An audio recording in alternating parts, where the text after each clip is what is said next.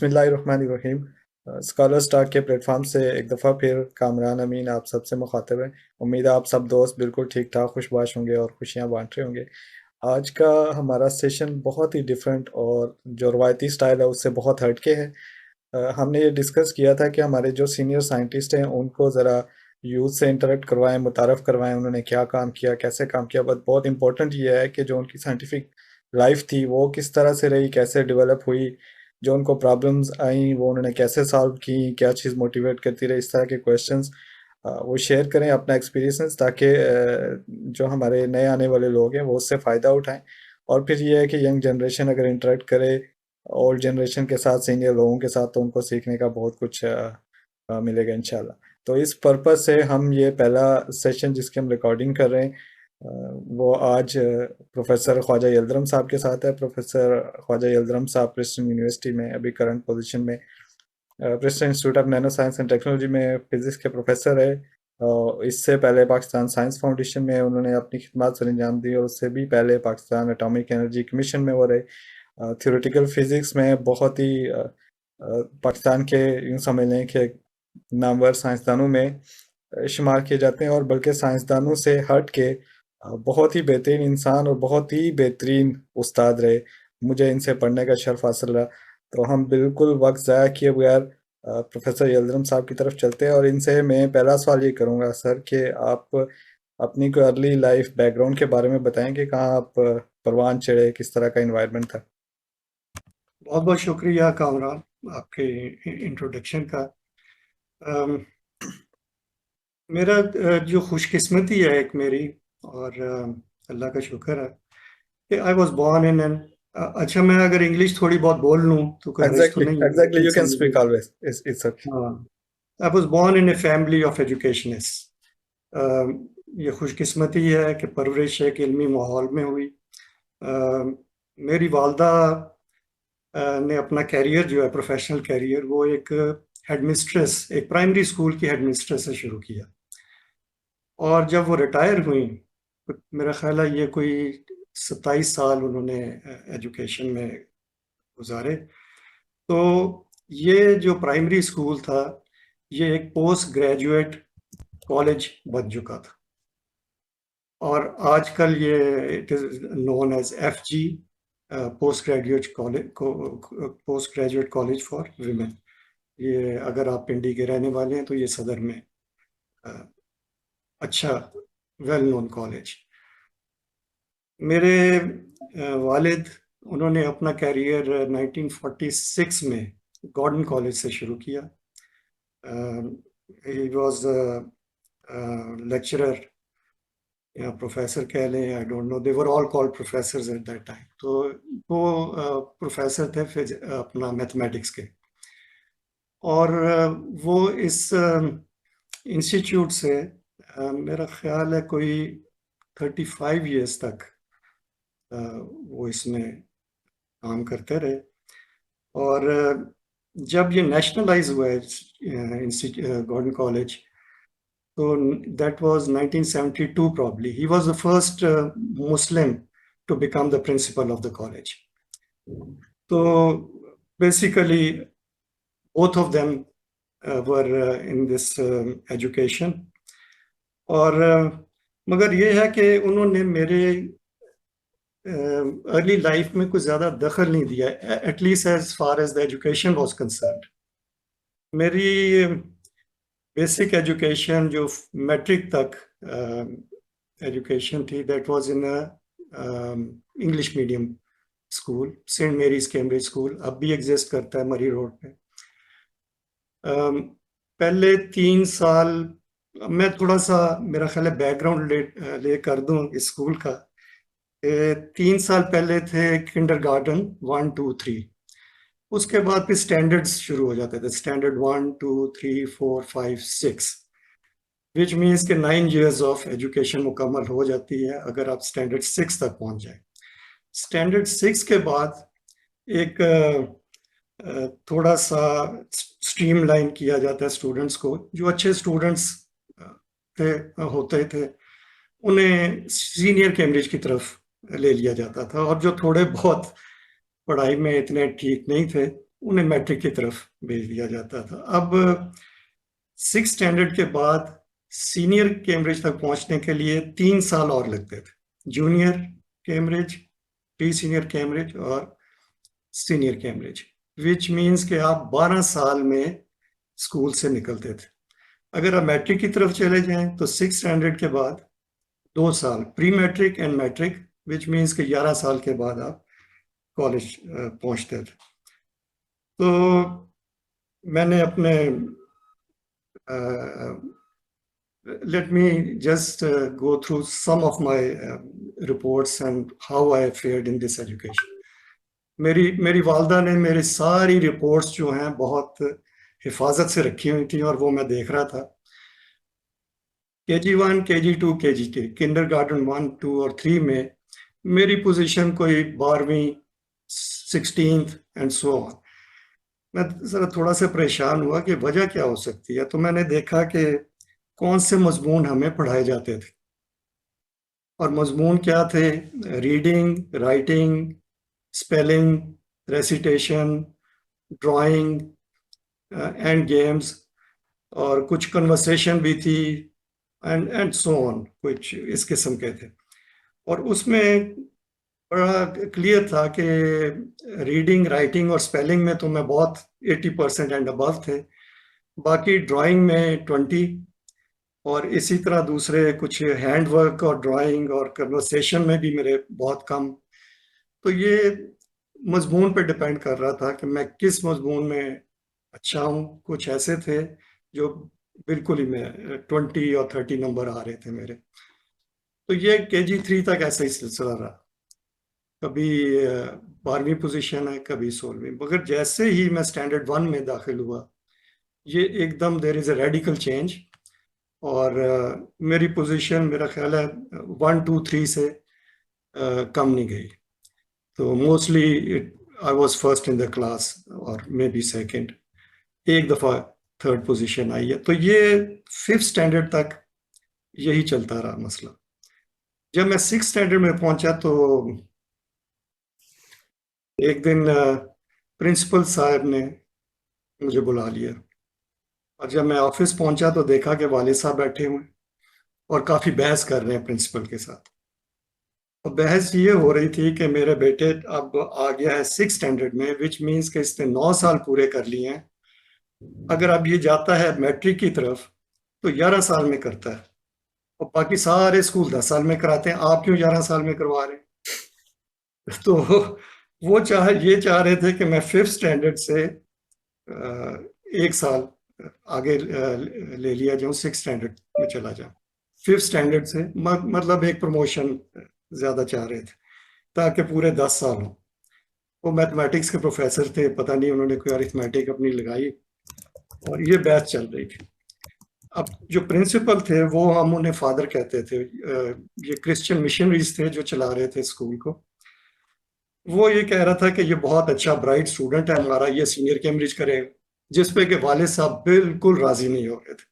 नहीं, ये मैट्रिक करेगा, और मैट्रिक भी उसी वक्त करेगा कि आप इसको एक प्रमोशन दे दें। 5th स्टैंडर्ड नहीं ये करेगा बीच में, इसने 10 साल पूरे करने हैं। आखिर तंग आके प्रिंसिपल ने मेरे से पूछा, व्हाट डू यू थिंक यल्दरम, what do you want to do? मैंने कहा whatever my father says I will follow that. और वो उस वक्त डिसीजन हुई कि 5th स्टैंडर्ड से I was promoted to 6th standard. और अब ये कुछ चीज़ें आपको याद रह जाती हैं जो कि आपके, और वालिद साहब ने वहीं पर डिसाइड ये भी डिसीजन ले लिया था कि इसने सीनियर कैम्ब्रिज नहीं करना, he will go to matric. इधर एक बहुत अहम ये डिसीजन थी मेरी लाइफ की जो मैं कंसिडर करता हूँ। मगर इसमें एक अच्छी बात ये हुई कि जो मेरे लाइफ लॉन्ग फ्रेंड्स थे वो 9th और 10th प्री मैट्रिक और मैट्रिक में ही बने, और हम फिर कॉलेज में भी वही स्टूडेंट्स, वही लोग जो थे वो मेरे, और अभी तक वो फ्रेंड्स मेरे हैं। तो ये तो थी कोई मैट्रिक तक। अब जो एक्स्ट्रा एजुकेशनल एक्टिविटीज़ वो क्या थी? मोहल्ले में हम बच्चे इकट्ठे हो जाते थे 3-4 बजे, और वही शुगल जो हर कोई करता है, गुल्ली डंडा, बंटे खेलना। वो एक गेंद से एक दूसरे को मारते थे, वो पिट्ठू गरम। पिट्ठू पे पिट्ठू का। ये हमारी गेम्स थी, या क्रिकेट। और ये हर रोज 3-4 घंटे बाकायदगी से, मेरा ख्याल है जब तक मैं 5th स्टैंडर्ड तक नहीं पहुंचा, यही चलता था हमारा कि 3-4 घंटे उसमें सर्फ होते थे। मेरा ख्याल है जो अ, घर पे मैं पढ़ता था वो 1 घंटे से 1.5 घंटे तक, ज्यादा नहीं। और मेरे वालिदैन ने कभी भी मुझे टोका नहीं है, या कहा हो कि आप पढ़ लें, ये कर लें, वो कर लें, हम पढ़ा देते हैं, आप कम पढ़ लें। ये मेरे पे उन्होंने छोड़ दिया हुआ था। वो वजह उसकी ये थी कि मेरी वालदा जो थी वो एडमिनिस्ट्रेस तो थी और फिर प्रिंसिपल बनी। वो मसरूफ, घर पे भी बहुत मसरूफ थी। वो सारा खाना पकाना उन्हीं का काम था, निटिंग उन्हीं का काम था, स्वेटर बुनना हमारे। और ना सिर्फ ये कि वो सोइंग भी करती थी, मतलब सिलाई का काम भी उनका काम था। तो she was really busy at home, और बहुत कम वक्त, एटलीस्ट एज फार एज वो पढ़ाने का था। वाले साहब की लाइफ जो थी कॉलेज के बाद सोशल, वो सोशल आदमी थे। आते थे, साइकिल पकड़ते थे, गायब हो जाते थे शाम तक। तो उस लिहाज से आई वॉज वेरी फ्री। तो मगर ये था कि माहौल एक ऐसा था कि we were surrounded by books. तो मगर मैंने कोई ख़ास इंटरेस्ट नहीं लिया किताबों में, एक्स्ट्रा उसमें। मैं अपना ये था कि होमवर्क कर लिया, कुछ रट्टे मार लिए। हमारे मजमून क्या थे, 5th स्टैंडर्ड तक हम ज्योग्राफी पढ़ते थे। ज्योग्राफी दो किस्म की थी, रीजनल ज्योग्राफी थी, वर्ल्ड ज्योग्राफी थी। हिस्ट्री पढ़ते थे, हिस्ट्री भी दो किस्म की थी, इंडियन हिस्ट्री और इंग्लिश हिस्ट्री। वो ब्रिटिश की हिस्ट्री भी पढ़ी जाती थी। और इस किस्म के 2-3 और मजमून, उर्दू, अ, जो कि बहुत आसान थी, आसान किस्म की। मगर इंग्लिश पे बहुत ज़्यादा जोर था। तो और अरिथमेटिक, मैथमेटिक्स। साइंस को ये कहते थे नेचर स्टडीज, तो उसमें बायोलॉजी, फिजिक्स, केमिस्ट्री आ जाती थी थोड़ी थोड़ी। So up till the 5th standard this this was what was happening. और उस्ताद भी ऐसे थे कि वो रट्टा मांगते थे। ये हिस्ट्री आज पढ़ी है, ये आपने याद करके आनी है, कल मैं पूछूंगा। अब हिस्ट्री की डेट्स वगैरह वो याद करना, इट वाज समथिंग। मगर ये था कि शुरू से ही ये एक रट्टे पे बहुत जोर था कि ज्योग्राफी पढ़ी, रट के आओ, मैं पूछूंगा। और हमें सुनाना पड़ता था, जो नहीं तो उसकी एक केनिंग होती थी, एक पतली सी, आपने शायद केन देखी हो, जो हाथ पे हमें लगाई जाती थी। हाथ पे नहीं तो कुछ पीछे भी, बैक पे भी। दिस वाज, ये माहौल था स्कूल का। और ये माहौल था उस वक्त। ये this is my early education and my early activities in life. ये मैट्रिक में मेरे नंबर आ गए कुछ 70%, पास हो गए फर्स्ट डिवीजन में, सब बड़े खुश थे। एंड दैट वाज माय, जैसे आपने पूछा था कि that was my early part of the education. मगर अगर आप चाहें तो मैं आगे भी कंटिन्यू कर सकता हूँ अगला, इस बारे। बिल्कुल बिल्कुल अगला अगर आप, ऐसा ही है सवाल कि यूनिवर्सिटीज कौन कौन सी आपने ज्वाइन की, क्यों ज्वाइन की, कब मूड बन गया कि आप यूनिवर्सिटी जाना है? मैं कामरान, इससे पहले कि यूनिवर्सिटी, मेरा ख्याल है मैं स्टेप बाय स्टेप कॉलेज, जी जी बिल्कुल, बिल्कुल ठीक। क्योंकि हमारे कॉलेज बीएससी तक होते थे, मगर यूनिवर्सिटी के अंडर आ जाते थे। सही सही। बीएससी का इम्तिहान हमें यूनिवर्सिटी के थ्रू देना पड़ता। मगर ऐसे था कि मैट्रिक के बाद डिसीजन लेना था कौन से सब्जेक्ट्स। वो वालिद साहब क्योंकि कॉलेज में ही पढ़ाते थे, उसी उन्होंने एप्लीकेशन फॉर्म निकाला, मुझे बुलाया उन्होंने। ये मजमून, फिजिक्स हो गया, केमिस्ट्री हो गया, मैथ्स हो गया, इंग्लिश एंड समथिंग। तो वो फॉर्म भरा और मुझे कहा कि आप इसको कल जाके दाखिल करा देंगे।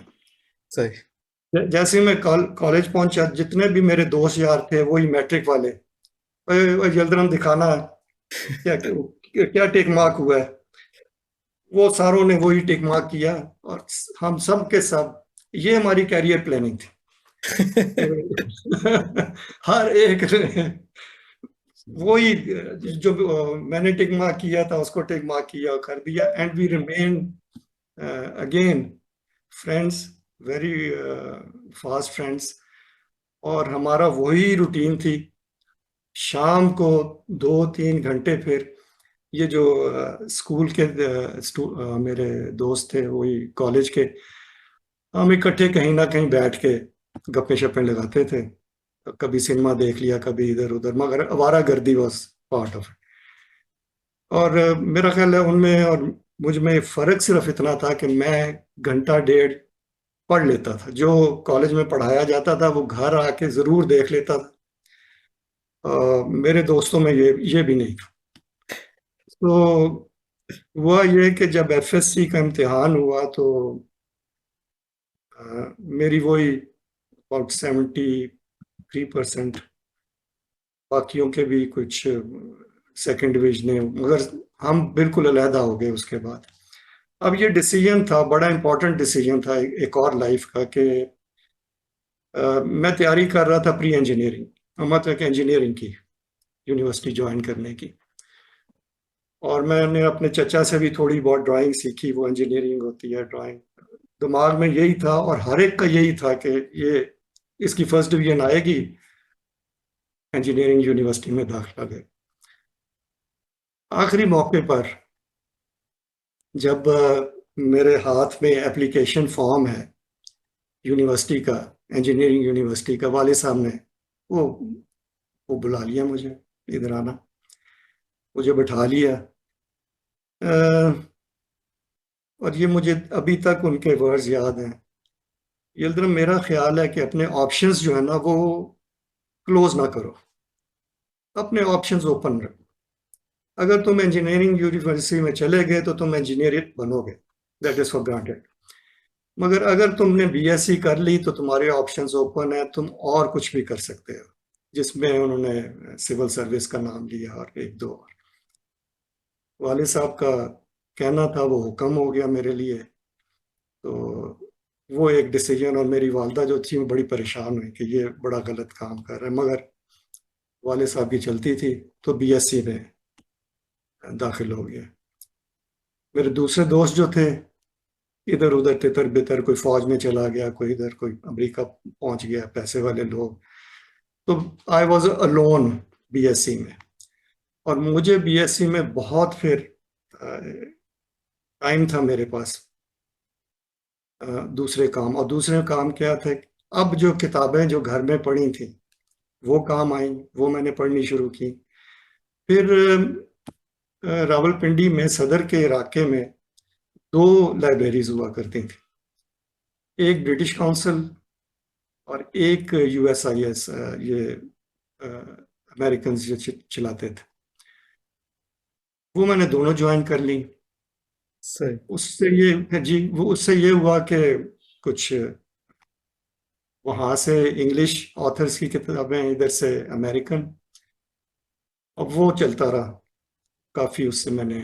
और गर्मियों में एयर कंडीशन होते थे, जाके बैठ गए 2-3 घंटे वहाँ, वहाँ पढ़ लिया। सो that was, and I enjoyed reading. और बीएससी में ये एक फ़ायदा हुआ जब मेरे दोस्त तितर बितर हो गए कि मैंने बुक्स पढ़नी शुरू की, हर किस्म की बुक्स। पहले डिटेक्टिव टाइप पढ़ी, फिर ये साइंस फिक्शन की पढ़ी, और आखिर में आके लिटरेरी टेस्ट भी डेवलप हुआ। तो बेतहाशा ये एक। और उसी वक्त एक बुक शॉप खुली जो कि Russian books I, translated into English. और रशियन आपको पता है, जबरदस्त लिटरेरी उनके बड़े बड़े लोग गुजरे हैं, उनकी पढ़ी। वाले साहब ले आते थे, 1 रुपए की किताब है 8 आने की, वो पढ़ते थे। तो एक ये मुझे फायदा हुआ बीएससी में। फिर दूसरा ये कि जब सेकंड ईयर में था तो मुझे वाइस प्रिंसिपल ने बुलाया। वो कहने लगे कि हमारा एक प्राइज होता है बेस्ट स्टूडेंट, तो best student of the year या समथिंग ऑफ दैट सॉर्ट कुछ। तो तुम्हारा नाम जो है वो टॉप पे है as far as academics is concern, मगर उसके लिए एक और एक्टिविटी की जरूरत होती है। At least you should be involve in 2 activities. तो दूसरी एक्टिविटी स्पोर्ट्स हो सकती है, डिबेटिंग हो सकती है, कुछ आपका नाम कहीं भी नहीं आ रहा। तो और हम देखते हैं तो और स्टूडेंट्स हैं जो कि डिबेटिंग भी कर रहे हैं, स्पोर्ट्स में भी, एकेडमिकली वो वीक है, मगर एकेडमिक्स जो है हमारे लिए बड़ा इंपॉर्टेंट है, वो तो सब होना चाहिए। उसके साथ एक और एक्टिविटी, तो अगर तुम उसमें कुछ कर लो तो you you you will get that. बस वो कोशिश, पहले टेनिस खेलनी शुरू की, वो उसमें कोई बात नहीं बनी, फिर कोई डिबेटिंग शुरू की। तो मेरा ख्याल है वो हमारे उस जमाने में 2 क्लब हुआ करते थे, शायद आपको, आपके जमाने में शायद ना हो। एक बार क्लब कहलाता था, एक मिनरवा। तो I was in the bar club.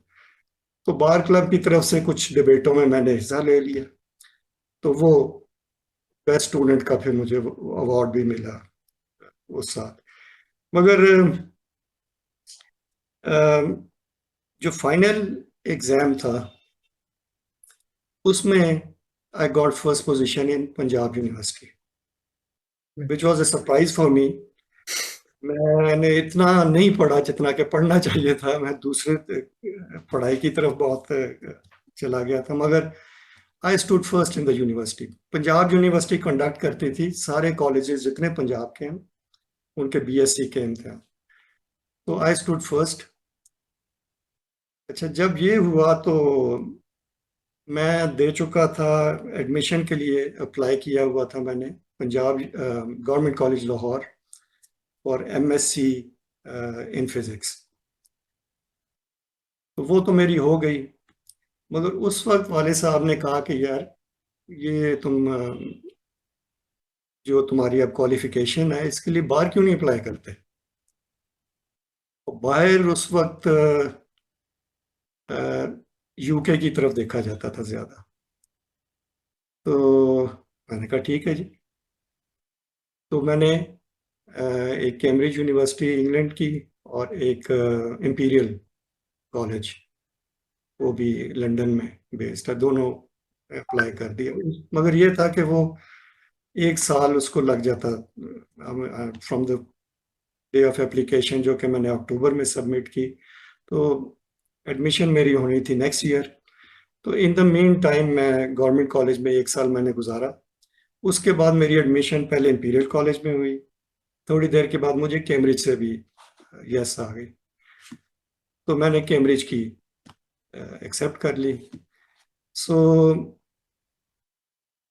आप देखें तो मेरी कैरियर प्लानिंग जो है मेरे वाले साहब ने जो डिसीजन इम्पोर्टेंट ली वो उन्होंने ही ली मेरे बिहाफ पे। मुझे कुछ होश नहीं था, कुछ पता नहीं था कहाँ जा रहे हैं, मगर that became the decisive point.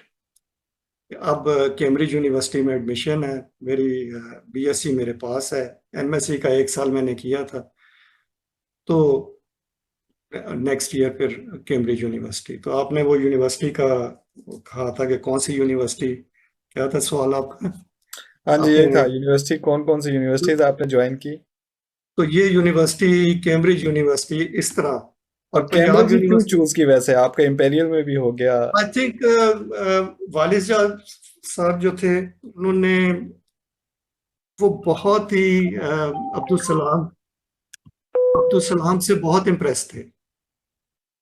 और अब्दुल सलाम ने, ये मेरी रीडिंग है बाद में, अब्दुल सलाम ने कैम्ब्रिज से मैथमेटिक्स में वो रैंगलर बने, मतलब कि वही बीए उन्होंने किया जैसे रैंगलर कहा जाता है, और टॉप रहे अपने और उसके बाद 1 साल में उन्हें फिजिक्स, थ्योरेटिकल फिजिक्स में भी कैम्ब्रिज यूनिवर्सिटी से किया, और कैम्ब्रिज यूनिवर्सिटी से फिर वो इंपीरियल कॉलेज चले गए। तो मैं जब देखता हूँ तो वो यही चीज चीज वाले साहब के मेरा ख्याल है दिमाग में था, Abdul Salam, Cambridge, imperial college. तो उन्होंने कहा कि दोनों में अप्लाई कर दो। और फिर जब मैं कैम्ब्रिज जा रहा था तो उन्होंने मुझे ये उनका था कि भाई आपने जाकर अब्दुल सलाम से ज़रूर मिलना है। So he was impressed by Abdul Salam, and he wanted me, मेरा ख्याल है, to continue on the same footsteps. मेरा ख्याल है कि ये इस वजह से कैम्ब्रिज यूनिवर्सिटी उन्होंने चूज की और मैंने एक्सेप्ट की. So that is the first university that I joined. वैसे सर ये अभी भी जो कैरियर प्लानिंग है ना हम मोस्टली पाकिस्तानियों की ऐसे ही होती है आज भी. वाला साहब डिसाइड करते हैं, कोई बड़ा घर में डिसाइड करता है, बच्चे बेचारे उसी को फॉलो करते हैं.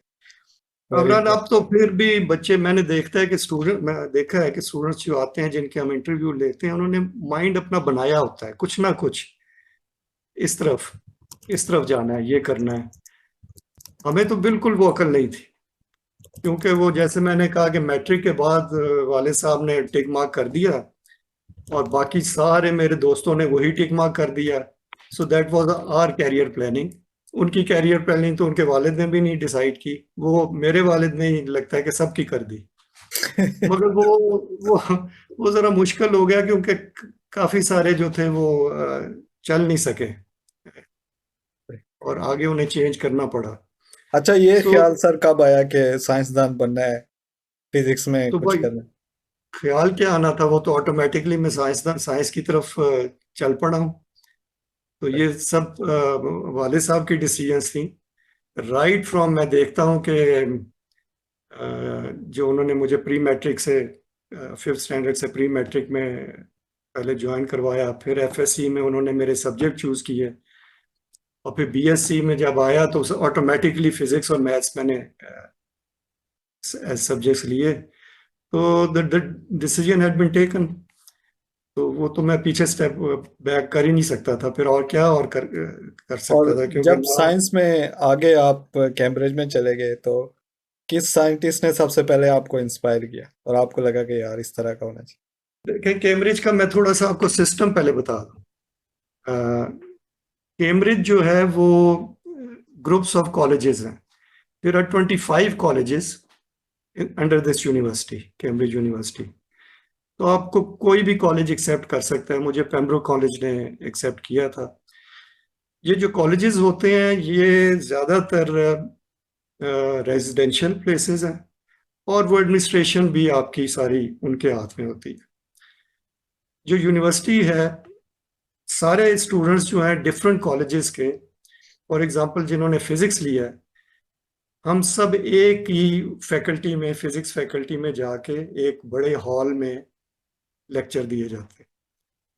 तो केमिस्ट्री के सारे स्टूडेंट्स फ्रॉम डिफरेंट कॉलेजेस, तो ये कोई 300-400 स्टूडेंट बन जाते थे. तो जब मैंने फर्स्ट ईयर में, मेरा ख्याल है जिस हॉल में हम बैठते थे 300 to 400 स्टूडेंट्स तो हुआ करते थे डिफरेंट कॉलेजेस से. मगर फिर एक अच्छा, वहाँ पर आप क्वेश्चनिंग तो कर नहीं सकते. 300 स्टूडेंट हो, आप प्रोफेसर आपको पढ़ा रहे हैं, वो तो सवाल ही नहीं पैदा होता कि कोई क्वेश्चनिंग वहाँ हो. तो उसके लिए जो इंतज़ाम था कि हमें हर सब्जेक्ट में एक ट्यूटर मिलता था, और ज़्यादातर ये ट्यूटर जो थे ये पीएचडी स्टूडेंट्स या फ्रेश प्रोफेसर या फ्रेश लेक्चरर्स, ये ट्यूटर्स होते थे. आपका ये ट्यूटर, हर सब्जेक्ट में एक ट्यूटर होता था. जैसे फिजिक्स में एक ट्यूटर है मेरा, एक मैथ्स में है, एंड सो ऑन. इनसे मैं हफ्ते में एक दफ़ा मिलता था, और ये मेरे से डिस्कस करते थे, अगर आपको कोई प्रॉब्लम हो रही है लेक्चर्स में तो बताएं, लेट अस डिस्कस दैम. तो ये प्रॉब्लम्स जो होती थी ये ट्यूटोरियल्स में हम डिस्कस करते थे. प्लस ये ट्यूटर हमें कोई असाइनमेंट देते थे. अच्छा, असाइनमेंट कैसी होती थी? जैसे फिजिक्स की है, आप 1925 का पेपर निकालें फिजिक्स का, उसमें से क्वेश्चन 1 अटेम्प्ट करके तो नेक्स्ट टाइम दिखाएं. तो हम लाइब्रेरी में जाते थे, वो पेपर निकालते थे, 1925 वाला पहला क्वेश्चन देखते थे एंड ट्राई टू. तो यहाँ पर मुझे काफ़ी प्रॉब्लम्स पेश आई. ये जो सिस्टम था कंप्लीटली, ये रट्टा जो था, ये तो चलता ही नहीं है, बिल्कुल रट्टा इज आउट. तो मेरा वो जो मेंटली जो था ना, मेरा प्रोसेस ब्रेन वो ही रट्टे पे लगा हुआ था। तो मुझे पहले साल बहुत डिफिकल्टीज, वो जो असाइनमेंट्स होती थी they were absolutely crazy assignments. Question number 1 जो उसने मुझे असाइनमेंट दी अपने ट्यूटर ने, उसके 4 पार्ट्स होंगे। और मुझे अभी तक याद है जो वो पहली असाइनमेंट थी कि एक रॉकेट है, वो यहाँ से एक इतने फोर्स से फायर किया जाता है, एटमॉस्फेयर में इतनी रेजिस्टेंस है, उस रेजिस्टेंस को पार करके जब वो स्पेस में जाता है तो उसकी वेलोसिटी ये है। फिर वो चाहता है वो चांद के गिर्द चक्कर लगाता है, और फिर सारा ये डिस्क्राइब करके फिर आपसे क्वेश्चन पूछे जाते थे कि जैसे ही एटमॉस्फेयर में दाखिल हुआ उसकी क्या वेलोसिटी थी, जब वो चांद के गिर्द गया उसकी क्या वेलोसिटी थी, क्या एक्सेलरेशन थी, और जब वो वापस आया, तो इस किस्म के क्वेश्चन फिर 1 बाय 1 वो पूछे जाते थे। तो मुझे काफ़ी काफ़ी प्रॉब्लम्स पेश आई इसमें। और मेरा फर्स्ट ईयर का रिजल्ट कोई इतना खातिर ख्वाह नहीं था। मुझे एक डायरेक्टर ऑफ स्टडीज़ होता था जो सारी आपकी मॉनिटर करता था ये। मुझे याद है उसने मुझे बुलाया आफ्टर द फर्स्ट ईयर, आपका कोई ठीक नहीं लग रहा है, मगर पास में हो गया था, मगर उनको कुछ शक था कि ये थोड़ा सा गड़बड़ है। उन्होंने सजेस्ट किया कि मैं कोई और सब्जेक्ट चेंज करूं, कोई हिस्ट्री ले लूं या इस किस्म का। तो मैंने उन्हें फिर अपनी रियल कहानी बताई कि ये प्रॉब्लम्स आए हैं और मैंने अब सीख लिया है, और मैं छुट्टियों में भी मेहनत करूंगा और करूं, आप मुझे एक मौका और दें। वो बस ऐसे ही फिर गाड़ी चल पड़ी। समझ गया मैं कि किस तरह अब इसको टैकल करना है, एंड वो अ, मसले हल हुए और ठीक ठाक फिर आगे गाड़ी चली गई। तो ये था कैम्ब्रिज का सिस्टम। और यहाँ 3 साल के बाद आपको एक बीए की डिग्री मिलती है, प्लेन बीए। तो अब जब वापस आते हैं तो एक प्रॉब्लम पड़ जाती है, ये बीए है आप तो कहते हैं ये, अब उनका जो है कैम्ब्रिज का एक ट्रेडिशन है, वो अपनी डिग्री को बीए कहते हैं। आपने बीएससी की हो, आपने साइंस किया हो, जो भी हो, आपको डिग्री वो बीए की देंगे 3 साल के बाद। और जब मैं आ रहा था तो मुझे उन्होंने कहा कि अगर आप 2 पाउंड जमा करवा दें तो 2 साल के बाद हम आपको एक एमए की डिग्री भी रवाना कर देंगे, क्योंकि वो समझते थे कि ये बीए की डिग्री जो है it is equivalent to MSc MA. तो उन्हें एमए एमएससी करवाने की जरूरत नहीं थी, मगर ये था कि राउंड द वर्ल्ड एक एमए की एक डिमांड होती थी, तो वो हमें 2 साल के बाद एक डिग्री वैसे ही मिल गई थी, घर पहुंच गई थी। So that was the system Cambridge का। और as a university I really enjoyed my life. वो तो दूसरी बात है, हर चीज मुयसर थी। हर कॉलेज में डिफरेंट क्लब्स हुआ करते थे, डिबेटिंग से लेके आप कोई स्पोर्ट्स ऐसी नहीं है जो ना खेली जाए वहां पर। तो उस लिहाज से it was definitely really an experience for me that Cambridge में जो मैं पढ़ा हूँ, और जो कुछ सीखा है बाद में, जो कुछ मेरा थिंकिंग प्रोसेस है, वो वहीं से डेवलप किया मैंने, पाकिस्तान से नहीं, सॉरी। सो ये तो थी यहाँ तक। मगर फिर एक और यूनिवर्सिटी आती है, फिर आप पूछेंगे कि वो अब जी। वो पीएचडी जी। करी। तो ये कैम्ब्रिज के बाद मैं वापस आया। ख्याल ये था कि कहीं पढ़ाना शुरू करूं यूनिवर्सिटी में, क्योंकि जो मेरे पास डिग्री थी it was equivalent to MSc. तो मैंने कायदे आजम यूनिवर्सिटी ज्वाइन की, मगर मुझे अंदाज़ा हो गया कि ये मुझे कोई घास नहीं डाल रहे, ये प्रोफेसर लोग जो हैं जितने भी हैं, ये मैं इधर पढ़ा नहीं सकूंगा। मुझे उन्होंने लेबॉर्ट्री में लगा दिया, जो मेरा बिल्कुल वो, क्योंकि मैंने ज़्यादातर जो मजमून मेरे थे कैम्ब्रिज के वो थ्योरेटिकल थे साइड पे। तो फिर इधर उधर देखना शुरू किया कि अब पीएचडी के लिए कुछ सोचें, ये बात नहीं बन रही इधर। तो ये फ्रेंच गवर्नमेंट के कुछ स्कॉलरशिप निकले थे उस वक्त, उसके लिए अप्लाई किया, मिल गई स्कॉलरशिप, फ्रांस पहुंच गए। पहले 1 साल लैंग्वेज की उनकी, फिर 3 इयर्स की पीएचडी थी। पहला साल जो था एक इम्तिहान पास करना था, सब फ्रेंच में था, और उसके बाद फिर continue into PhD. So language भी सीखी, दैट वाज एडेड अट्रैक्शन। और फिर यूनिवर्सिटी थी, ये यूनिवर्सिटी लुई पास्teur स्ट्रासबर्ग में। और मेरे ये मैंने नहीं इनसे कहा था कि मैंने इधर जाना है, इनको मैंने अपनी रिक्वायरमेंट दे दी थी कि मैं सॉलिड स्टेट फिजिक्स करना चाहता हूँ, इट्स ए वास्ट सब्जेक्ट। तो उन्होंने मुझे स्ट्रासबर्ग यूनिवर्सिटी में एक प्रोफेसर के साथ लगा दिया, and that is how I landed up in Strasbourg और यूनिवर्सिटी लुई पास्teur में। So that is the story of, एक कैम्ब्रिज यूनिवर्सिटी हो गई, एक यूनिवर्सिटी लुई पास्teur। और सर रिसर्च की तरफ ये कब सोचा कि बस आप थ्योरेटिकल फिजिक्स में जाते हैं और इसमें रिसर्च करते हैं? ये भी जस्ट अनडिसाइडेड था, बस यूनिवर्सिटी ने सुपरवाइजर अलॉट कर दिया, उसकी फील्ड थी, हाँ, या? एक वो यही था कि सॉलिड स्टेट फिजिक्स मेरे दिमाग में था, और कोई चीज थी नहीं उसे, वो बाद में कंडेंस मैटर फिजिक्स वो बन गई। तो वहां जाके जब वो उन्होंने मेरे से रिक्वायरमेंट पूछी, मैंने कहा जी मेरी सॉलिड स्टेट फिजिक्स में मुझे चाहिए। मेरा नहीं था कि किस यूनिवर्सिटी में, ये फ्रेंच गवर्नमेंट ने ही मेरे लिए चूज किया। वहां मैं पहुंच गया, वहां पर फिर पहले साल तो पढ़ना पड़ा डिफरेंट सब्जेक्ट्स, और इम्तिहान भी देना पड़ा। मगर फिर उसके बाद जो मेरे प्रोफेसर थे उन्होंने सजेस्ट किया, एक जो चीज़ वहाँ चल रही थी उस लेबोरेटरी में, वो उन्होंने सजेस्ट किया कि मैं भी इसमें ज़रा थोड़ा सा अपना हिस्सा डालूं। तो वो था, अगर मुझे याद पड़ता है, कोई आयरन रोडियम के अलॉयज थे। वो स्टोइक्योमेट्रिक, अगर 50-50 आयरन है, 50 रोडियम है, तो एंटी फेरोमैग्नेटिक बिहेवियर। जैसे ही आप ऑफ स्टोइकोमेट्रिक चले जाते हैं तो वो एकदम फेरोमैग्नेटिक हो जाता था ये मटेरियल।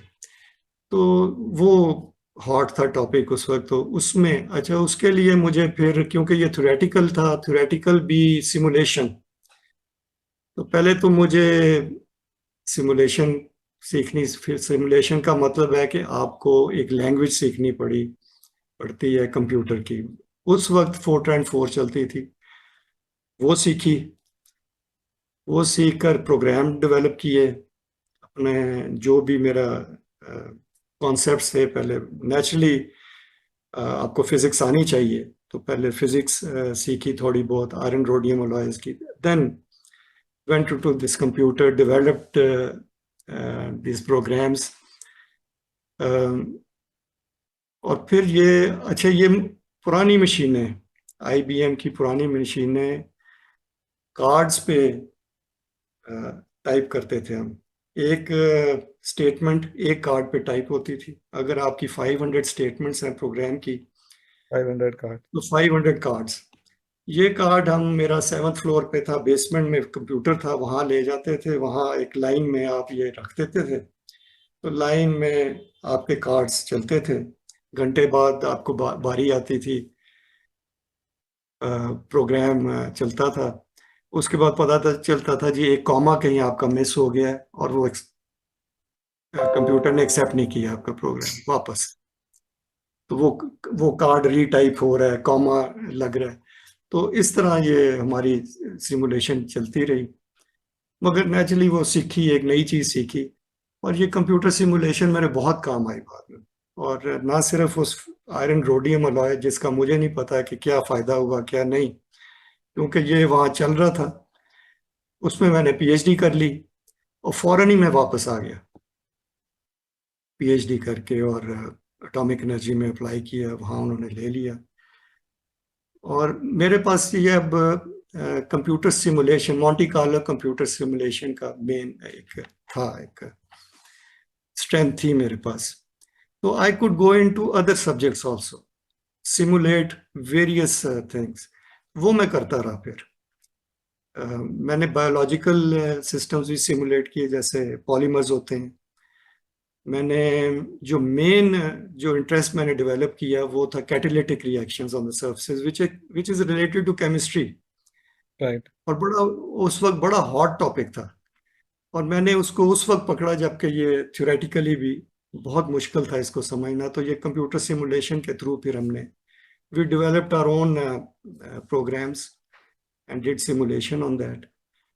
और वो जो सिमुलेशंस और जो भी वो चल रहे थे कैटालिटिक, आजकल ये यूज हो रहे हैं आपकी ऑटोमोबाइल्स में एज कैटलाइजर्स। ये this has become compulsory and these are used to remove these gases, poisonous gases from the exhaust। तो उस पे हमने उस वक्त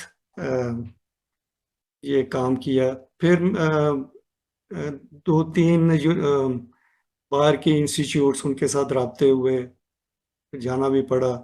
आई वॉज एक अब आपने सुना होगा अब्दुल सलाम जी। सेंटर फॉर थ्योरेटिकल फिजिक्स, उसका ICTP। मैं उसका एसोसिएट 4-5 दफा उधर जाने का मौका मिला। समर्स में वर्कशॉप्स होती थी, वो अटेंड करते रहे। फिर जर्मनी में माइंस में यूनिवर्सिटी है, यूनिवर्सिटी ऑफ माइंस। तो वहाँ पर मौका मिला 3 महीने, 2 दफा मैं गया हूँ, 3-3 महीने। वहाँ भी बड़े टॉप के कंप्यूटर सिमुलेशन कर रहे थे, उनके साथ काम किया, वहाँ पब्लिश किया। फिर अपनी पुरानी यूनिवर्सिटी में बुलाया मुझे उन्होंने as director for some time, 6 महीने वहाँ पर काम किया। तो मेरा काफ़ी एक इंटरनेशनल एक इमेज बन गया वो रिसर्च में। तो I did this research in this instec for 20 years। तो उसके बाद फिर मुझे इन्होंने प्रोजेक्ट में लगा दिया, एंड प्रोजेक्ट से फिर इन्होंने एडमिनिस्ट्रेशन में। तो 10 साल वहाँ पर हुआ। तो ये टीचिंग वगैरह तो मैंने नेचुरली ये आपके अपनी फोन में शामिल थी। ये नहीं, रिटायरमेंट के बाद फिर ख्याल आया कि कुछ ये इधर भी होना चाहिए। तो ये थी एक एक स्टोरी जो। ये खानदानी जो विरासत होती है ना, उसको भी थोड़ा बहुत तो कहीं ना कहीं कंटिन्यू रखना पड़ता है। हाँ नहीं बिल्कुल, क्योंकि मैंने एक तो ठीक है रिसर्च में एक लेवल था मेरा, और मैंने एंजॉय भी किया, मगर जो टीचिंग मैंने एंजॉय की है और इंटरेक्शन विद स्टूडेंट्स और उनके साथ, वो I think that stands out. I enjoyed it a lot. अच्छा, रिसर्च की सिग्निफिकेंस वाला तो तकरीबन हो गया, आपने कुछ बता दिया। लेकिन बड़ा इंटरेस्टिंग एक क्वेश्चन है कि what exactly excited you to carry on your research.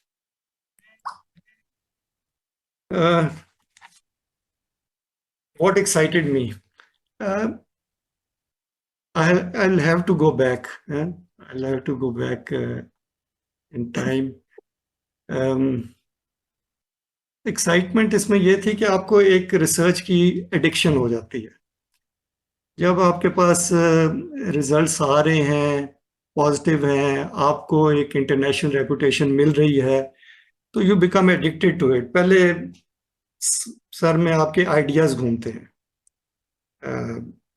कुछ आइडियाज आए, उनको फिर आप इम्प्लीमेंट करने की कोशिश करते हैं।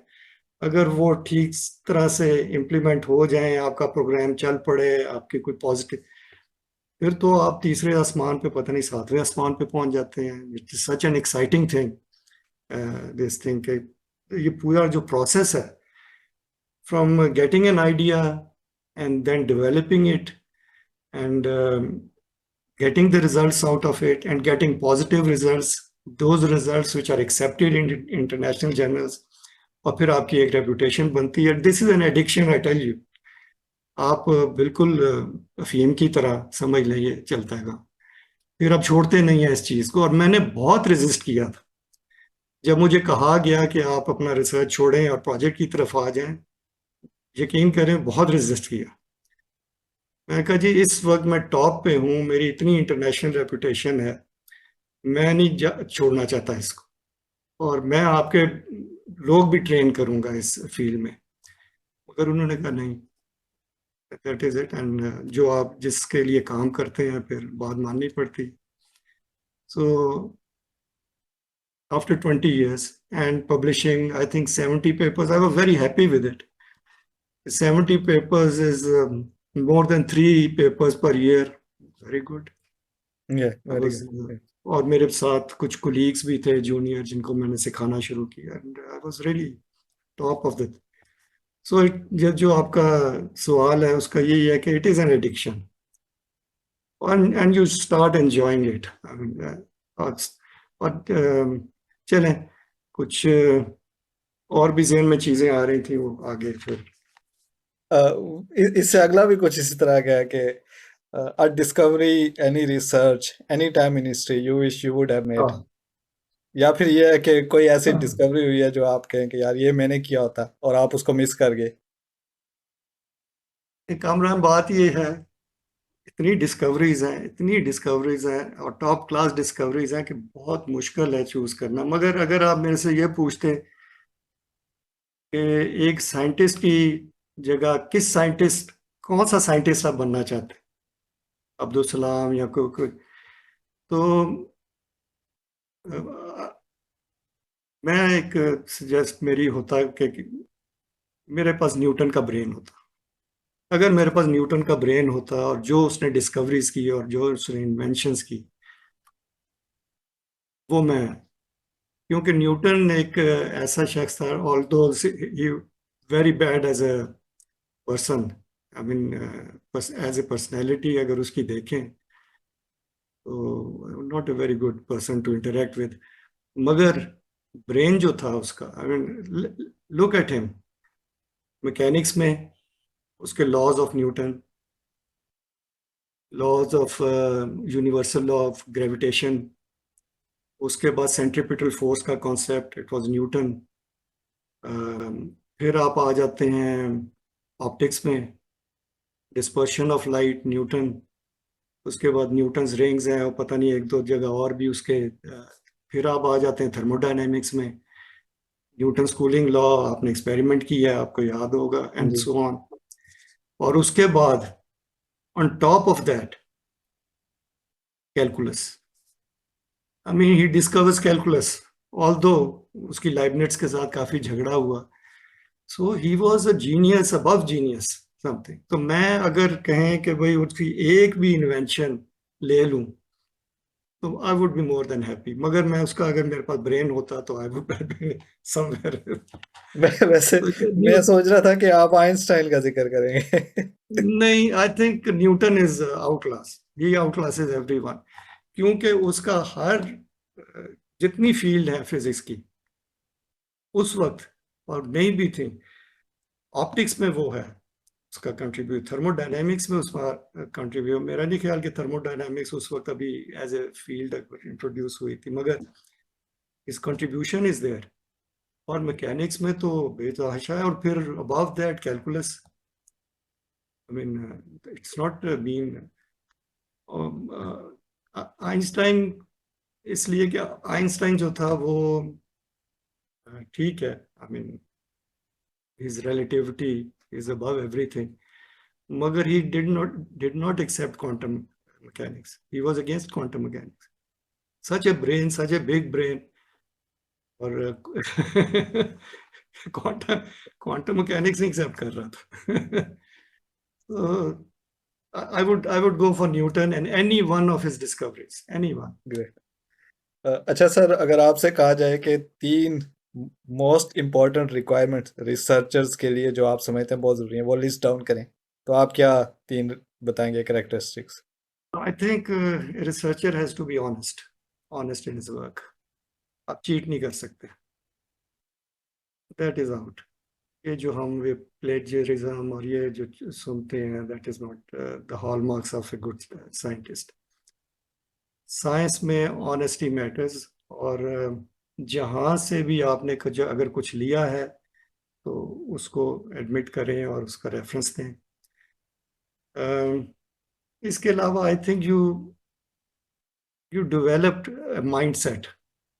जब आप रिसर्च करते हैं तो आपका एक माइंडसेट डेवलप होता है जिसमें you have to think hard, think rationally, think logically. Those are requirements, at least for a scientist. He must think in a proper way. तो एक लॉजिक होना चाहिए उसके स्टाइल में, और रैशनली, और ये जो चीजें हैं they should then carry on into his life. जब मैं देखता हूँ आजकल जो हरकतें हो रही हैं, मैं विदाउट थिंकिंग, एक तो ये कमबख्त ये जो ट्विटर वगैरह ने जो तंग किया हुआ है, without thinking you start writing. जब भी आप किसी चीज को लिखना चाहें, कुछ करना चाहें, पहले उसका पूरा एनालिसिस कर लें, सोचें उस पर, एनालाइज करें, अगर समझ नहीं आ रही तो पूछें, and then write something about it. और जब लिख लें तो उसको भी आराम से समझने, एक लॉजिक और एक रैशनैलिटी उसमें होनी चाहिए. I think those are the things a scientist has to go through and must. तो ये जो ऑफ हैंड चीजें हैं ना, ये आउट हो जाती हैं. तो आपका एक पूरा एक कल्चर, ऐसे साइंटिफिक कल्चर कहते हैं, you have to develop that. Research से वापस आते हैं सर, और रिसर्च के अलावा आप क्या करते रहे, आपकी हॉबीज क्या कह रही? मेरी हॉबीज अगर आप एज ए स्टूडेंट देखें, जब मैं स्कूल में था, स्टैम्प कलेक्टिंग. अभी तक मेरे इधर पड़े हुए हैं, स्टैम्प्स को लेता ही नहीं है आजकल, तो कोई इसमें दिलचस्पी नहीं लेता. मेरा ख्याल था कि मेरे चले बच्चे ही ले लेंगे. नो, उनके बच्चे, no. even the grandchildren are not interested in those things that we were doing at that time. उस वक्त अखबार में, इंग्लिश के अखबार में हर संडे को बच्चों के लिए एक पूरा एक सफ़ा होता था, हम जब छोटे होते थे. तो उसमें हम अपनी कंट्रीब्यूशन भेज सकते थे, वो मैं करता था. और फिर उसमें ये था कि पेन पाल, आपने किसी से कोई बनाना है, दोस्त बनाना है, तो उसने अपना एड्रेस लिखा होता था, हॉबीज लिखी होती थी, भी दोस्तियां भी इस तरह लेटर राइटिंग के थ्रू करती. तो ये बचपन की ये यादें हैं कुछ. मगर ये उसके बाद समझें कि रीडिंग रीडिंग बुक्स ये मैंने डेवलप की, जैसे मैंने बताया आपको, बीएससी में. उसके बाद कैम्ब्रिज में तो थोड़ा सा लो हो गया मामला, और रिसर्च के दौरान भी ये इतनी नहीं थी. मगर वापस आकर फिर से इसको मैंने, और this is one of my best pass times. और एक ये है कि फिर मैंने फोटोग्राफी शुरू की थी दरमियान में, कोविड की वजह से वो रुकी रही. मगर कुछ इधर के कुछ क्लब्स हैं, कैमरा क्लब है, एक फोटोग्राफिक सोसाइटी ऑफ पाकिस्तान है जिसका मैं मेंबर हूँ. और उस मेंबर के होने से मुझे बहुत फ़ायदा हुआ कि हम कई ममालिक में गए हैं, कई वर्कशॉप्स अटेंड किए हैं, ये कॉन्फ्रेंसेस अटेंड किए हैं, और वहाँ पर फिर हफ्ता 10 दिन घूमे फिरे, फोटोग्राफी की. तो उससे ट्रैवलिंग काफ़ी फिर की मैंने. This is all after retirement. बेहतर. तो वैसे अगर आपसे पूछा जाए कि आपकी फेवरेट ट्रैवल डेस्टिनेशन कौन सी है, और आपको फेवरेट डिश आपकी फेवरेट डिश कौन सी है, क्या जवाब? डेस्टिनेशन तो डेफिनेटली पेरिस. ये पेरिस लवर्स ग्रुप है. पेरिस इसलिए कि जब वो पीएचडी की मैंने, तो मैं I was based in France. तो वहाँ कभी कभी फिर पेरिस जाने का मौका मिलता, और जो मैंने एंजॉय किया है वहाँ पर, उनके म्यूजियम्स, बेसिकली म्यूजियम्स और देखने की चीज़ें बेतहाशा, और साइट्स एंड एवरीथिंग. और फिर एज ए स्टूडेंट्स जब मैं जाता रहा, तो वहाँ पर एक इलाका है पूरा स्टूडेंट्स का, आप घूमें फिरें, इंटरेक्ट करें, see the life was good. उसके बाद भी फिर मैं जाता रहा वहाँ, जब भी मौका मिला पेरिस ज़रूर. तो आई बीन देयर, मुझे मौके भी मिलते रहे कि फ्रेंच के साथ कुछ इंटरेक्शन हुई, उन्होंने 2 दफ़ा बुलाया. तो और हर दफ़ा जब भी मेरे साथ एक डेलीगेशन होता था 4-5 का, तो मैं फ्रेंच को ये कहता था कि जी ये म्यूजियम्स, ये 4 म्यूजियम हैं, ये हमने ज़रूर देखने हैं और आपने दिखाने हैं और यहाँ शहाँ लेके जाना है। ये मैं सारा उनको डिटेल पहले से देता था और वो करते थे। सो और अपनी फैमिली के साथ भी गया हूँ, अपनी वाइफ के साथ भी अलहदा कई दफ़ा गया हूँ। सो पेरिस इज नंबर 1। और खाने का आपने पूछा, खाने का लोकल डिशेस, भिंडी। भिंडी। भिंडी नंबर 1 है। करेले, कड़े ज्यादा वाले। खटास, ज्यादा खट्टे ना हो, सही। थोड़ी सी तुरशी हो। It's favourite dish. और फिर फूल गोभी, ये 3 एनी टाइम।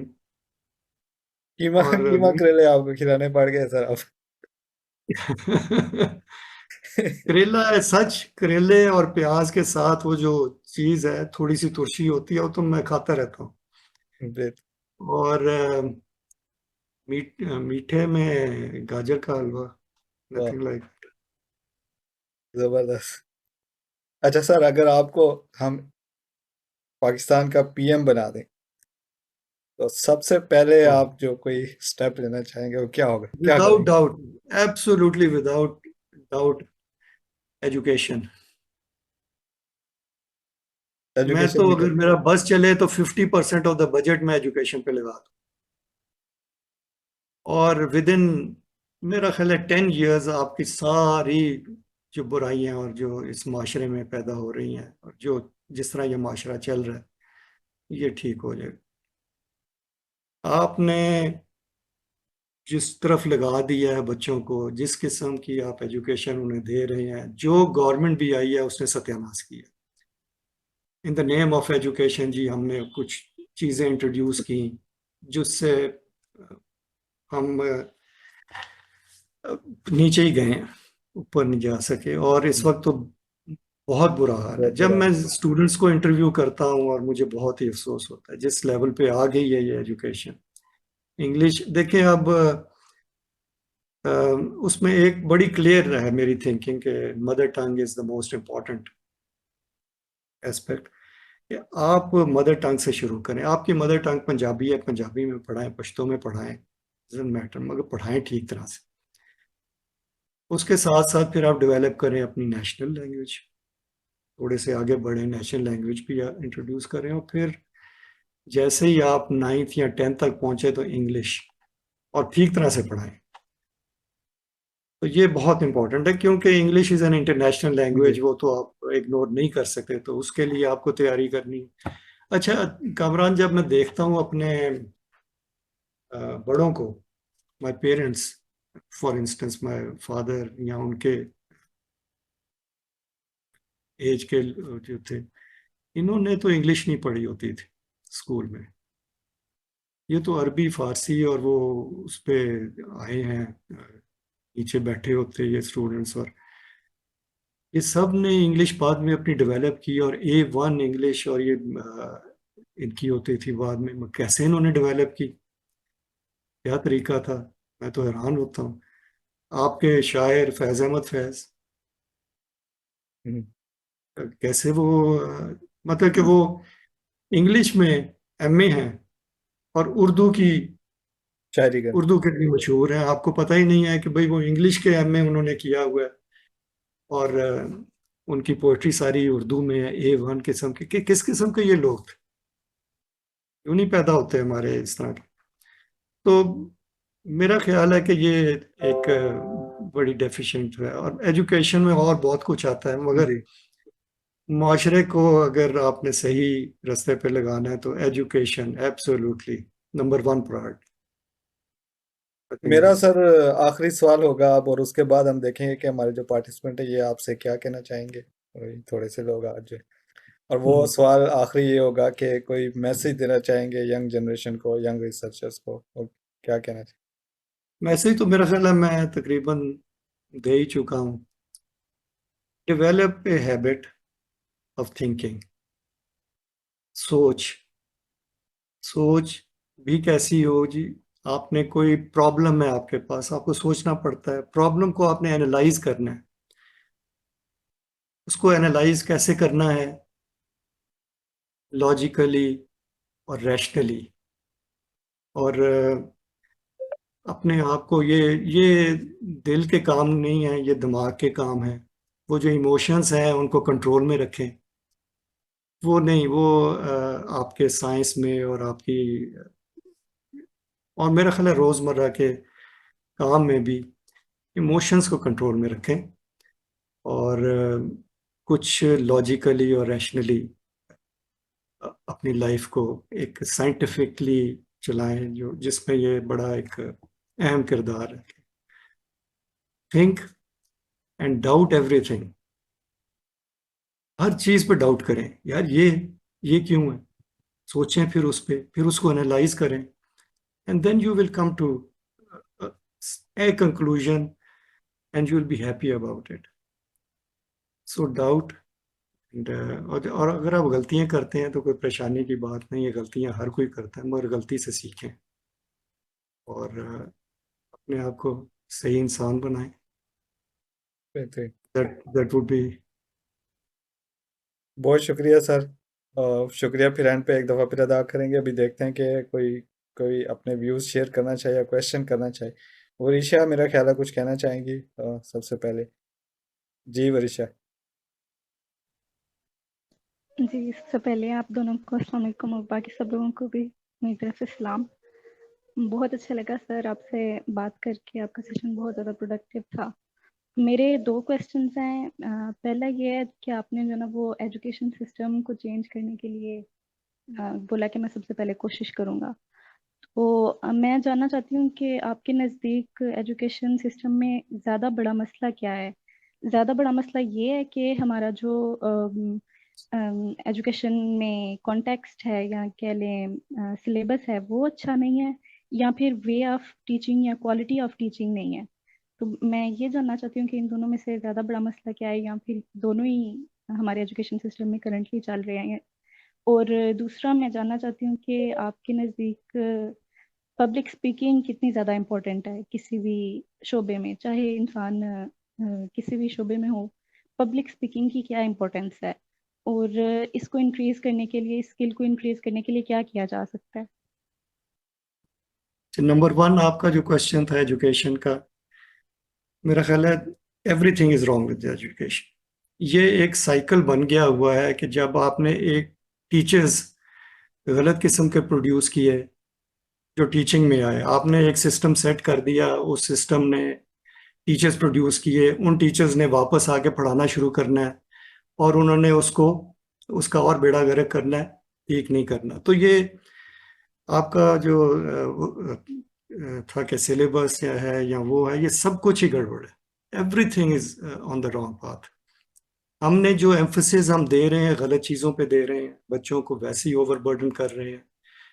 अब हमने भी पढ़ी, और अब मेरा ख्याल है इसमें शायद आप माइंड भी करें कि जो एक इस्लामिक टच आ गया है बहुत ज़्यादा। आपने तो अब वो ये किया है कि आप उनको हाफिज बना रहे हैं before they are even class 5। और ये जो चीज़ मैं देखता हूँ कि हाफिज बन गए आप, वो फिर एक सेट हो जाता है माइंड सेट कि आपने हर चीज़ को हिफ्स करना है। आप फिजिक्स को भी हिफ्स करेंगे, आप केमिस्ट्री को भी करेंगे। हमने भी पढ़ा है, हमने भी कुरान पढ़ा है, हमने भी किया है, मगर हमें घर में पढ़ाया जाता था इन ए डिफरेंट वे। अब उसके साथ फिर बहुत सी और चीज़ें डेवलप हो रही हैं कि जैसे मैंने कहा, emphasis is in the wrong direction completely, absolutely. जो आपके सिलेबस हैं, मैंने एक दफ़ा वो फिजिक्स का ही सिलेबस देखा था, उसमें इतनी गलतियां थी, इतनी गलतियां थी, टेक्निकल गलतियां। इनको ये नहीं पता था, और कामरान भी मेरा ख्याल है इन्हें भी, कि सेंट्रीपिटल फोर्स और सेंट्रीफ्यूगल फोर्स ये क्या चीज़ें हैं। और भी बहुत सी इस तरह की। सो मेरा ख्याल है हर चीज़ is going down. Education needs an overall, complete overall, और ये नीचे से आप शुरू करें। जैसे मैंने कहा था कि बच्चों को आप उनकी मदर टंग में, और ये भी एक बहुत प्रॉब्लम है कि आप जब जाते हैं विलेजेस में, आप जाके देखें बुरा हाल है। बच्चे समझते ही नहीं है उर्दू। और जब समझ नहीं है तो आप पढ़ाएंगे उन्हें क्या? उन्हें आप उनकी अपनी मदर टंग से शुरू करें और स्लोली डेवलप करें। चलें उर्दू लेके आए, 2-3 साल में उर्दू का थोड़ा सा टच दें, और बाद में जाके इंग्लिश में, बिकॉज दैट एज सेड कि इंग्लिश का भी एक मकाम है। तो ये मेरा ख्याल है कि it needs full overhaul, everything is wrong with education. दूसरा आपका सवाल था पब्लिक पब्लिक स्पीकिंग। जी I mean it's a gift. अगर आप पब्लिक स्पीकिंग और बोल सकते हैं तो वो तो मैं समझता हूँ कि you can talk nonsense with conviction. आपके लीडर जो हैं, पॉलिटिकल लीडर्स जो हैं, ये क्या है? ये nonsense, they are talking nonsense, मगर इतनी कन्विक्शन से और इतने नारे लगवाते हैं कि वाह हो जाती। So public speaking is an art and you can develop. मगर पब्लिक स्पीकिंग सिर्फ नाम की नहीं होनी चाहिए, इसमें कोई कंटेंट भी होना चाहिए। और कंटेंट ज़रा थोड़ा कोई ठीक किस्म का होना चाहिए। ये जो आजकल आप देख रही हैं, I don't call it public speaking, it's just nonsensical जो कि हो रहा है। इसमें कोई कंटेंट नहीं है, कुछ नहीं है। इसमें सिर्फ नेम कॉलिंग है, किसी को क्या कह दिया, किसी को कुछ। This is not public speaking. Public speaking ये है कि अभी आप देखें, मैं देख रहा था हमारे सुप्रीम कोर्ट के जज हैं, ईसा दाऊद, क्या नाम है उनका, ईसा। वो ऑक्सफोर्ड में उन्हें इनवाइट किया गया था, वहाँ पर उन्होंने जाके एक लेक्चर दिया था। वो देखें, आप देखें किस तरह उनका सिस्टमेटिक और एक डेवलप करते हैं एक चीज़ को। इस्लाम को उन्होंने बहुत एक पेडेस्टल पे रखा, और मिसालें दे के, और अपने कॉन्स्टिट्यूशन से वो मिसालें दे रहे हैं। So that is the sort of thing we need. Content होना चाहिए आपकी जो स्पीच हो, उसमें content matters really. It's and how to speak, of course that's also an art. वो आप डेवलप करते हैं विद।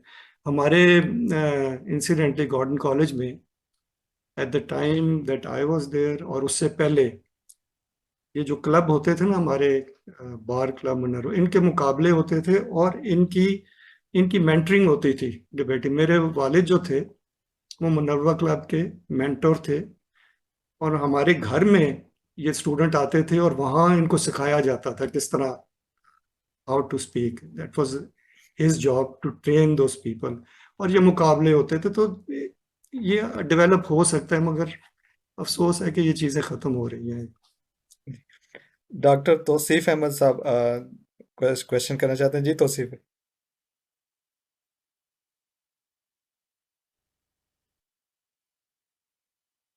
मेरी आवाज आ रही है? जी जी जी, जी आ गई।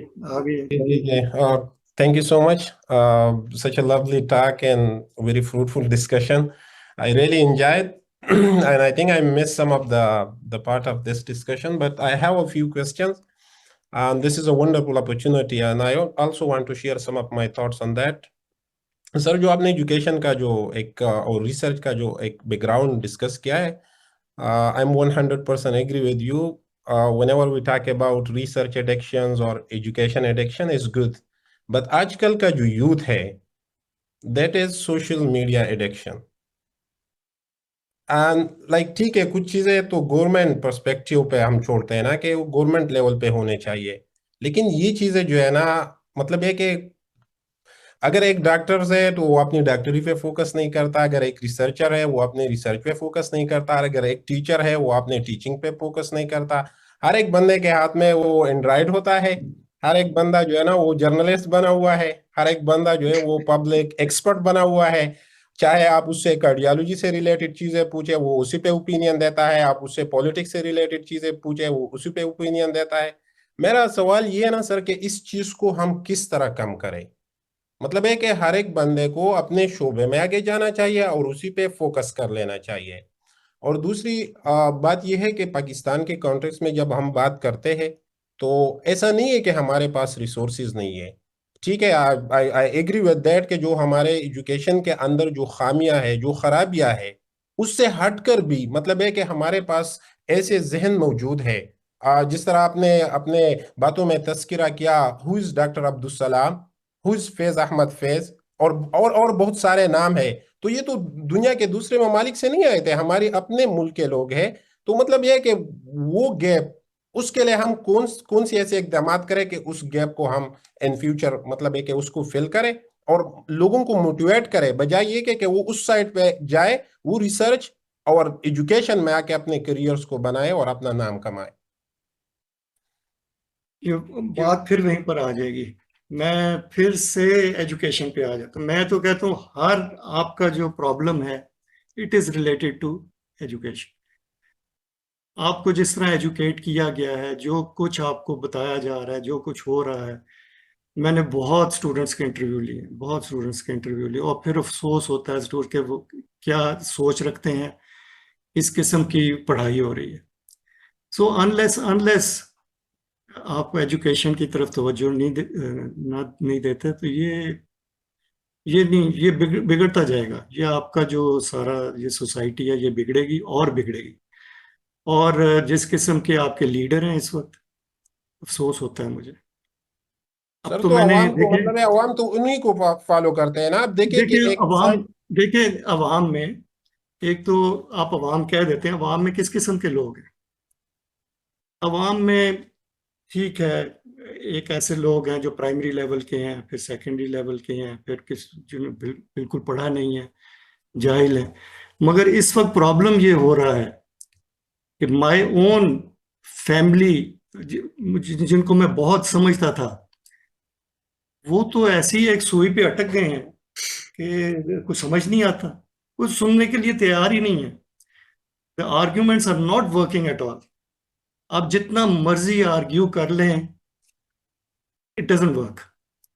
उस बंदे का पॉलिटिकली मैं बात कर रहा हूँ, और ये सारा के सारा एक कल्चर पे डेवलप हो जाता है कि आप बात अगर सुनने को तैयार नहीं है, और फिर आप अपनी बात मनवाने के लिए ऊंचा बोलें ताकि दूसरा जो है, this is the culture now being developed. और ये कल्चर किस तरह ठीक होगा, कैसे ठीक होगा? Proper education, that is all I can say. मगर आप देखें कि ये जो हरकत हो रही है, Pakistan is not the only country. United states में भी यही चल रहा है, कई और कंट्रीज हैं जहां पर भी इस किस्म के लीडर आए हैं, इस किस्म की लीडरशिप आई है, सर चीजें अगर आप गड़बड़ होना देखें, शुरू हो। एक छोटी सी चीज सर मैं ऐड करना चाहता हूँ, डिजिटल नेशनलिज्म की जब हम बात करते हैं ना, तो China is one of the very best examples of digital nationalism. और ये जो है ना, ये एक ऐसी चीज है कि आप अपने यूथ को भी कंट्रोल कर सकते हैं, आप अपने इंस्टीट्यूट को भी कंट्रोल कर सकते हैं, and then you can control your own country. तो हमारे मतलब है कि देखिए कि हमारे पास तो इंस्टीट्यूट भी है, इदारे भी है, लोग भी है। तो क्यों मतलब है इस चीज की फुकदान, मतलब है कि सारी चीजें ठीक है सर, मैं I am agree with you कि एजुकेशन पे बात है, लेकिन कुछ चीजें तो जो एग्जिस्टिंग इंस्टीट्यूट है मतलब है उसकी भी कुछ मतलब है आउटपुट तो नहीं है ना, तो क्यों नहीं है वो मुआशरे में वो चीजें? आप बात कर रहे हैं कि थॉट कंट्रोल करने की, आप डिजिटली कंट्रोल करें या किसी और मैकेनिज्म से controlling the thoughts of people, that is not on. जो एजुकेशन होगी, it will give you all different possibilities. कितनी पॉसिबिलिटीज हैं, ये हो सकता है, ये हो सकता है, ये हो सकता है।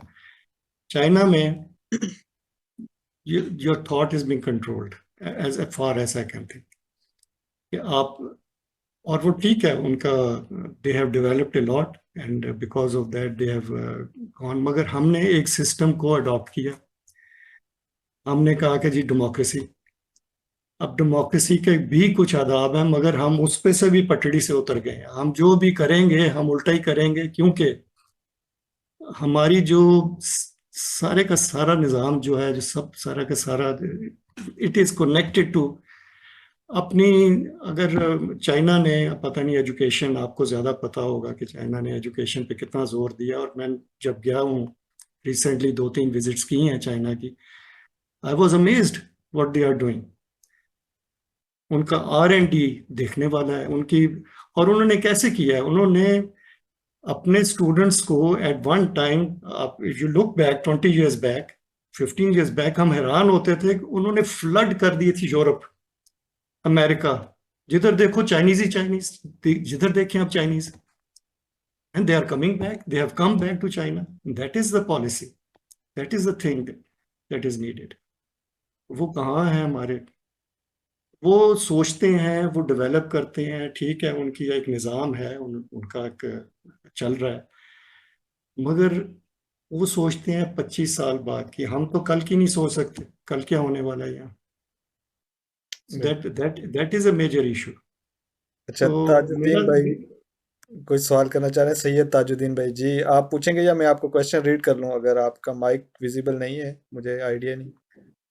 उन्होंने वैसे क्वेश्चन सर टाइप किया हुआ है, अगर वो खुद बोल लें तो बहुत अच्छा होगा, नहीं तो मैं क्वेश्चन जस्ट रीड कर देता हूँ कि how much it is important to continue your career in the same research area after PhD।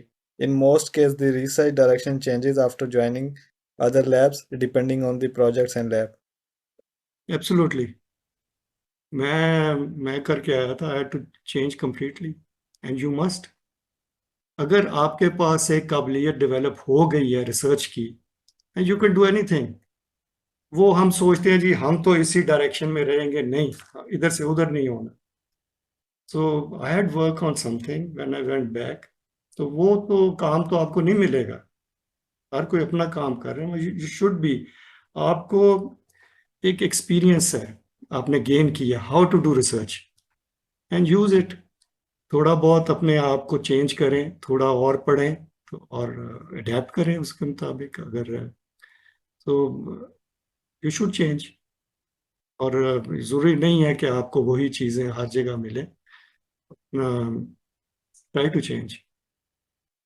अच्छा, किसी और का कोई सवाल या कोई अपना पॉइंट ऑफ व्यू शेयर करना चाहे तो काइंडली कर दें। एक या दो लोगों को हम डिस्कस कर सकते हैं, फिर हम इसको अगर नहीं है तो फिर हम सारे दुआ कर लें।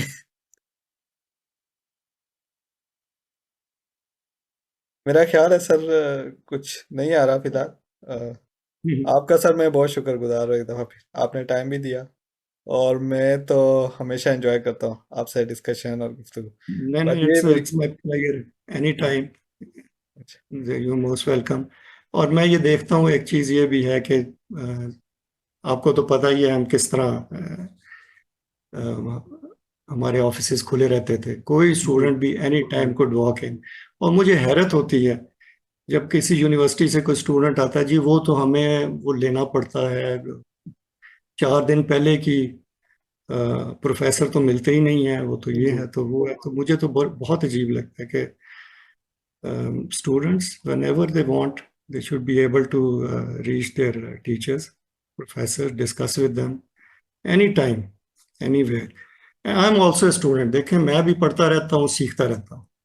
This is a process. तो अपने आप को ये ना समझें कि आप कोई बहुत वो बन गए हैं, न्यूटन या आइंस्टाइन, नहीं।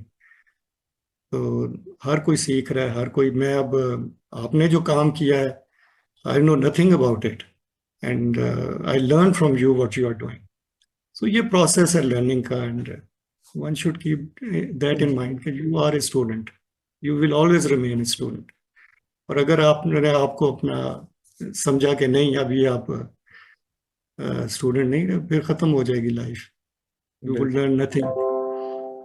बस सर यही वो So लग्जरियस इन्वायरमेंट था जो हमने एंजॉय किया, और अब मेरी विश यही है कि ये बाकी लोगों तक भी पहुंचे। और अगला वैसे मेरा टारगेट भी बर्ड साहब ही है। तो देखते हैं इंशाल्लाह उनके साथ भी अच्छी इंटरेक्शन हो जाएगी। तो इस तरह वो तो हमारे सबके बॉस हैं, वो तो जी वो तो एक इंस्टीट्यूशन है अब इंस्टीट्यूशन इन बिल्कुल ऐसा। हिमसेल्फ। मगर जरा उनका हेल्थ वगैरह का थोड़ा मसला था अभी भी recently. I hope he is okay. जी। तो बहुत बहुत जरूर शुक्रिया सर। और जी भी लोगों को इंट्रोड्यूस करवाएं, और बहुत से लोग होंगे जो I can give you names. बिल्कुल, आप ज़रूर बताएं सर। बल्कि हम तो आजकल इसी तलाश में हैं कि ऐसे इस तरह के जो बहुत अच्छे टीचर भी हों और अच्छे रिसर्चर भी रहे हों, तो उनकी ज़रा लाइफ और स्ट्रगल हम शेयर भी करें और मेरा उनके स्टूडेंट्स मेरा इंटरेक्शन भाई है, आपको पता ही है, जी इकोनॉमिस्ट है, पता नहीं जी आपकी हुई है क्या? बिल्कुल बिल्कुल, ये उनसे वी हुई। Can talk, talk about economics, क्या हो रहा है पाकिस्तान की इकोनॉमिक्स में, और ये बड़े ख्यालात अच्छे हैं, वो पब्लिश करते रहते हैं आर्टिकल्स इधर उधर। फिर और भी हैं, sure we can. Sarmad Khawaja साहब, आप उनकी बात कर रहे हैं, राइट? जी जी जी जी जी जी, जी। मैं इंशाल्लाह उनसे कांटेक्ट करता हूँ, मेरे साथ हाँ, ही आप कांटेक्ट करें, मेरा रेफरेंस दें, और जी, देयर इज नो प्रॉब्लम। ठीक। बहुत शुक्रिया सर, बहुत शुक्रिया। ओके जी, तो थैंक यू वेरी मच। बहुत शुक्रिया आप सारे दोस्तों का भी ज्वाइन करने का। अल्लाह हाफिज़, मुझे अपनी दुआ में याद रखिएगा। अस्सलाम वालेकुम। अस्सलाम वालेकुम।